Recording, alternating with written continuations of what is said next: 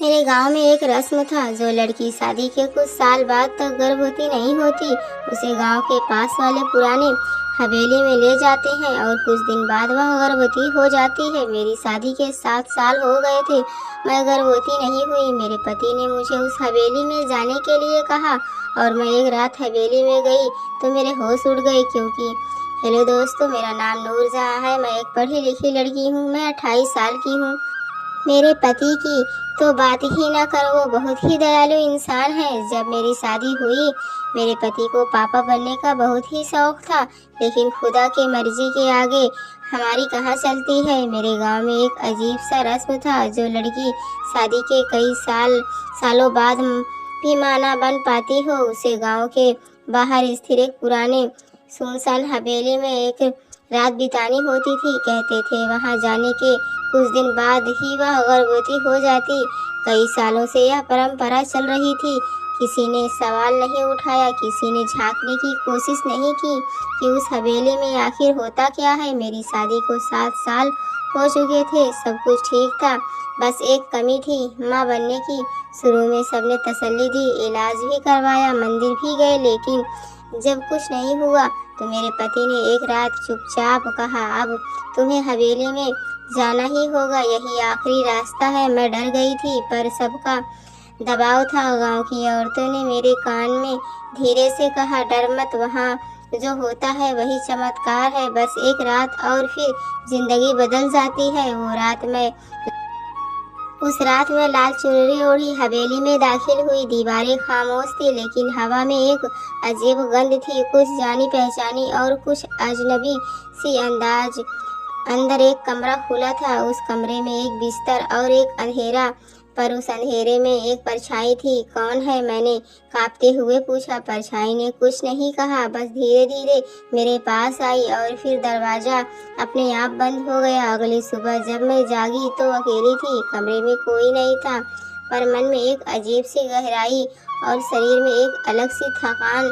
गांव लौटते वक्त सबकी निगाहें कुछ जानती सी लगी। किसी ने कुछ पूछा नहीं, किसी ने कुछ बताया नहीं, लेकिन एक महीना बाद जब डॉक्टर के पास गई तो रिपोर्ट देखकर वो मुस्कुरा पड़े। बधाई हो, आप माँ बनने वाली हैं। अब सवाल सिर्फ एक था, आखिर उस रात हवेली में था कौन? कोई आत्मा, कोई अनजान पुरुष, या कोई गहरा सदियों पुराना रस्म जिसका सच किसी को नहीं बताना था। कभी कभी कहानी नहीं, रस्म डरावने होते हैं। मेरे माँ बनने की खबर पूरे गांव में आग की तरह फैल गई। सब खुश थे, लेकिन मेरे अंदर एक अजीब सा डर बैठा हुआ था। वो रात, वो परछाई और वो बंद होता दरवाजा, सब कुछ मेरे जहन में बार बार लौट आता। मैंने कई बार अपने पति से पूछा, तुम्हें कुछ पता है उस हवेली में क्या होता है? लेकिन हर बार वो बस नजरें चुरा कर यही कहता, जो होता है अच्छे के लिए होता है, सबके साथ होता आया है। पर अब मैं चुप नहीं रह सकती थी। कुछ हफ्तों बाद मेरे अंदर सवालों की आग इतनी भड़क गई कि मैंने फैसला किया, दोबारा हवेली जाऊंगी, लेकिन इस बार दिन में और अकेली नहीं। मैंने अपनी बचपन की सहेली सुजाता को बताया। वो शहर में पढ़ी थी, थोड़ा समझदार भी। पहले तो मना किया, पर फिर मेरी हालत देखकर तैयार हो गई। हम दोपहर में निकले। हवेली के अंदर सब वैसा ही था, वही पुराना कमरा, वही खामोशी, वही अजीब सी गंध। हमने पूरे कमरे की तलाशी ली। दीवारों पर पुरानी तस्वीरें थी, कुछ धुंधली, कुछ जली हुई। अचानक सुजाता की नज़र एक अलमारी के पीछे की ईंट पर पड़ी। ये देखो, वो चौंकी। एक ईंट हटाई तो पीछे एक छोटा सा रास्ता निकला, एक सुरंग जैसी। हमने टार्च जलाई और अंदर चले गए। सच का सामना करे करीब 10 मिनट की उस सुरंग के बाद हम एक और कमरा पहुंचे, लेकिन ये कमरा बिल्कुल नया था, साफ सुंदर, जैसे अभी अभी इस्तेमाल हुआ हो। और वहाँ एक आदमी बैठा था। वो सफ़ेद कपड़े में था, उम्र लगभग 50 के आसपास, चेहरे पर एक अजीब सा सन्नाटा। हमेशा देखते ही वो घबरा गया, भागने लगा, पर हमने उसका रास्ता रोक लिया। मैंने गुस्से से पूछा, तुम कौन हो और यहाँ क्या कर रहे हो? वो कांपते हुए बोला, मुझे माफ कर दो, मैं मजबूर था, ये रस्म मेरी जिम्मेदारी बन गया था। रस्म? सुजाता चौंकी। उसने जो बताया उसने हमारे पैरों तले जमीन खिसका दी। रात से पर्दा उठा। दरअसल हवेली कभी एक राजा की होती थी। कहते हैं उसके पास एक संतान प्राप्ति यंत्र था, एक खास औषधि और प्रक्रिया जो सिर्फ एक खास खून की पहचान करता था। राजा की मौत के बाद उसके सेवक उस रस्म को निभाते रहे। हर पीढ़ी में एक पुरुष को चुना जाता, वो हवेली में औरतों के साथ उस रस्म को पूरा कराता। वो आदमी अब उसी परंपरा का हिस्सा था। पिछले 20 सालों से मैंने कभी किसी को चोट नहीं पहुंचाई, सब चुपचाप होता रहा।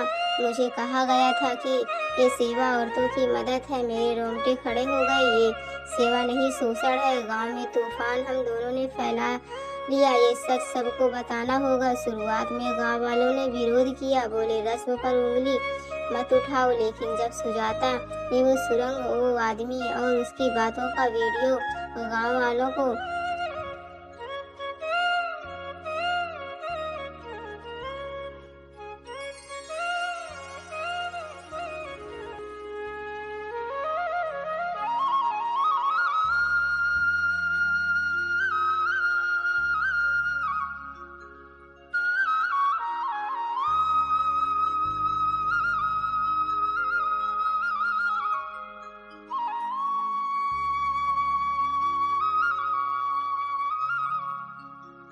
पंचायत में दिखाया तो सब सन्न रह गए। पुलिस आई, हवेली को सील कर दिया गया।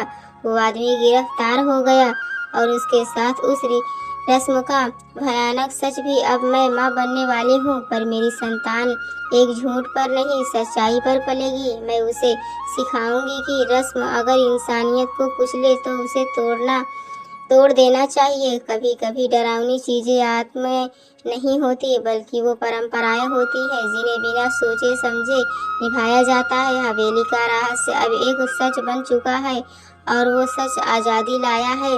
दोस्तों, कहानी कैसी लगी? अगर अच्छी लगी हो तो प्लीज़ कहानी को लाइक करें, चैनल को सब्सक्राइब करें। Please help.